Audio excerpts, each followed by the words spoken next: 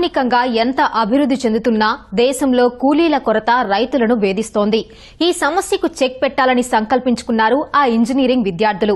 విత్తనాలు నాటే దగ్గర నుంచి పంట చేతికొచ్చే దశ వరకు కూలీలు చేసే ప్రతి పనిని యంత్రం సాయంతో చేసేలా ఆవిష్కరణలు రూపొందిస్తున్నారు.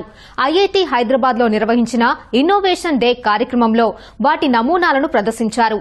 ఆ వినూత్న ఆవిష్కరణల విశేషాలు ఈ కథనంలో తెలుసుకుందాం.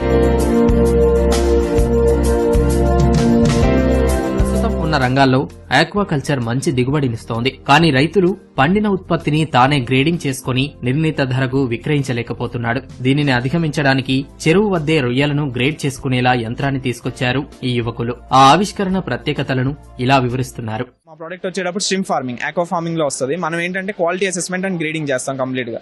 ఈ క్వాలిటీ అసెస్మెంట్ అండ్ గ్రేడింగ్ అన్నది మేజర్ ప్రాసెస్ ఆక్వాకల్చర్ లో. సో ఇవి ఏంటంటే మాన్యువల్ గా చేస్తారు. మాన్యువల్ గా చేయడం వల్ల లాసెస్ వస్తాయి.